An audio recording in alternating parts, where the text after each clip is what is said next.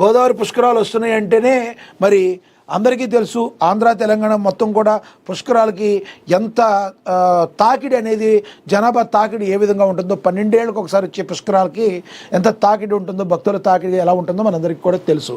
ఇక 2027లో జరగనున్న గోదావరి పుష్కరాలు ఏర్పాట్లపై తొలిసారి ఆంధ్రప్రదేశ్ ముఖ్యమంత్రి చంద్రబాబు శుక్రవారం అమరావతిలో ఉన్నత స్థాయి సమీక్ష సమావేశం నిర్వహించారు.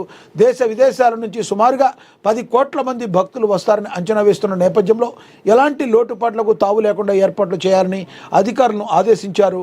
పుష్కరాల కంటే ముందే పోలవరం ప్రాజెక్టు పనులను పూర్తి చేయాలని ఈ సందర్భంగా ఆయన స్పష్టమైన ఆదేశాలు జారీ చేశాడు. 2027 జూన్ 26 నుంచి జూలై 7 వరకు 12 రోజుల పాటు ఈ పుష్కరాలు జరగనున్నాయి. గోదావరి నది ప్రవహించే పోలవరం, ఏలూరు, తూర్పుగోదావరి, పశ్చిమ గోదావరి, కోనసీమ, కాకినాడ జిల్లాలో పుష్కరాలను ఘనంగా నిర్వహించేందుకు ప్రభుత్వం ప్రణాళికలు సిద్ధం చేస్తుంది.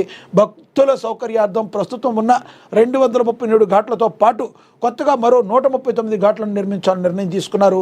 దీంతో మొత్తంగా 373 ఘాట్లు నదీ తీరం వెంబడి సుమారుగా 9,918 మీటర్ల పొడవున అభివృద్ధి చేయాలని లక్ష్యంగా పెట్టుకున్నారు. గోదావరి పుష్కరాలంటే గతంలో ఒక చీకటి రోజును కూడా మనం గమనించవచ్చు. గతంలో చంద్రబాబు సర్కార్ ఉన్న టైంలోనే మరి పదుల సంఖ్యలో జనాలు అక్కడ మరి కొంతమంది చనిపోవటం అయితే జరిగింది తొక్కిసలాటలో. అలాంటివి మరొక్కసారి పునరావృతం కాకుండా ఈ గోదావరి పుష్కరాలు ఏవైతే రాబోతున్నాయో దీన్ని 100% సక్సెస్ చేయాలని నారా చంద్రబాబు నాయుడు మరి ఎటువంటి ప్రాబ్లమ్స్కి తావు లేకుండా, అవాంఛనీయ సంఘటనలకి తావు లేకుండా జరగాలని చంద్రబాబు నాయుడు కంకణం కట్టుకున్నారు. మరి తన మీద గతంలో పడిన మచ్చని మరి ఒకసారి ఎప్పుడు పునరావృతం కాకుండా ఈసారి అద్భుతంగా ఈ గోదావరి పుష్కరాలు ఉండేలాగా చూడడానికి చంద్రబాబు నాయుడు మరి ముందుకు వెళుతూ అయితే జరుగుతుందని చెప్పి కూడా విశ్వసనీయ వర్గాల సమాచారం.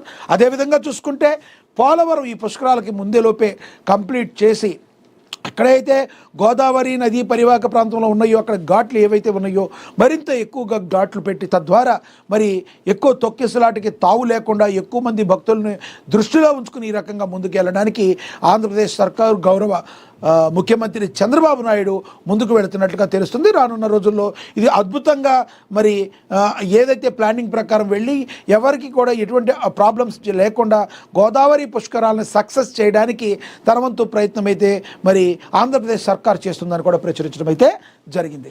ఇక తదుపరి చూద్దాం. భారీ టార్గెట్ను ఊదేసిన భారత్ రాయ్పూర్లో సూపర్ విక్టరీ. మనకు తెలుసు భారత్ ఇండియా మరి వన్డేల పరిస్థితి గత 2 వన్డే సిరీస్ నుంచి సతమతమవుతూ ఏదో ఒక రకంగా 2 మ్యాచ్లు ఆడినప్పటికీ సరైన సమయంలో మ్యాచ్ ఓడిపోయి సిరీస్ను కోల్పోతూ వస్తున్నాం. గత 2 సిరీస్లను కూడా మనం కోల్పోవడం జరిగింది వన్డే సిరీస్ని. రోహిత్ శర్మ, కోహ్లీ ఆడితేనే మిగతా వాళ్ళిద్దరూ ఆడకపోతే ఏంటా అనే పరిస్థితి వన్డేల మ్యాచ్లకు వచ్చిన పరిస్థితి.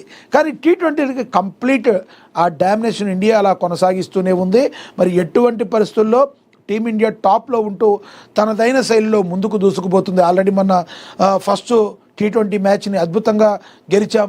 ఇక రెండో T20 మ్యాచ్ అయితే వన్ సైడ్గా జరిగింది. 208 పరుగుల లక్ష్యాన్ని దగ్గర 208 పరుగుల లక్ష్యాన్ని న్యూజిలాండ్ పెడితే మరి అలవోకగా 15 ఓవర్లలోనే మరి దాన్ని ఛేదించేసింది. అఫ్కోర్స్ ఒక ఓపెనింగ్ పార్ట్నర్షిప్ అభిషేక్ శర్మ కావచ్చు, ఓపెనింగ్ పార్ట్నర్షిప్ సరిగ్గా రాలేదు. కానీ తర్వాత వచ్చిన సంజు శాంసన్ 1 మ్యాన్ షో చేశాడు.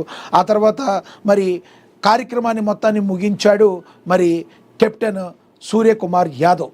ఓవరాల్గా చూసుకుంటే స్టార్టింగ్లో వికెట్ పడినప్పటికీ మరో వికెట్ పట్టడానికి తావు లేకుండా కేవలం 208 పరుగులను 15 ఓవర్లోనే ఛేదించి తమ T20 యొక్క బలం ఈ విధంగా ఉంటుందని భారత్ చెప్పకనే చెప్పింది. ప్రచురించారు ఒకసారి చూద్దాం. రాయ్పూర్లో సూపర్ విక్టరీ. న్యూజిలాండ్తో రెండో T20లో భారత్ 7 వికెట్లతో ఘన విజయం సాధించింది. భారత్ న్యూజిలాండ్ వన్డేలో భారీ టార్గెట్ భారత్ ఉఫ్ఫమని ఊదేసింది. రాయ్పూర్ వేదికగా జరిగిన మ్యాచ్లో తొలుత బ్యాటింగ్ చేసిన న్యూజిలాండ్ జట్టు 208 పరుగులు చేయగా భారత్ కేవలం 15.2 ఓవర్లోనే లక్ష్యాన్ని ఛేదించి ఘనంగా విజయాన్ని సాధించింది. 6 పరుగులకే 2 వికెట్లు కోల్పోయిన టీమిండియాను ఇషాన్ కిషన్, సూర్యకుమార్ యాదవ్ గట్టికిచ్చారు. కెప్టెన్ సూర్యకుమార్ యాదవ్ 82 పరుగులతో నాట్అవుట్ విన్నర్గా నిలిచాడు. హై టార్గెట్ చేసింగ్ మ్యాచ్లో టీమిండియా వన్ సైడ్గా సాధించింది. ఆరంభంలోనే ఓపెనర్ ఇద్దరిని కోల్పోయింది. ఇషాన్ కిషన్ 1 మ్యాన్ షోతో మ్యాచ్ని ఒక్కసారిగా మార్చేశాడు.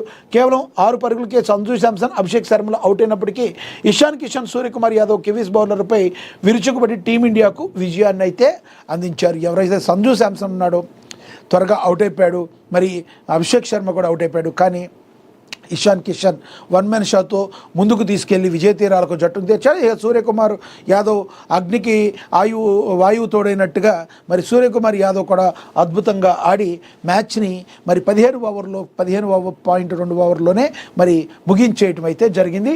టీమిండియాకి ఆల్ ది బెస్ట్. ఇంకొక మ్యాచ్ గెలిస్తే మరి ఈ సిరీస్ని మనం కైవసం చేసుకోవటం అనేది అయితే జరుగుతుంది.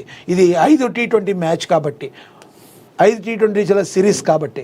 ఇక 5 తప్పులు దాటితే లైసెన్స్ రద్దే, సిగ్నల్ దాటిన హెల్మెట్ లేకపోయినా శిక్ష తప్పదు. జనవరి 1 నుంచి అమల్లోకి కొత్త నిబంధన.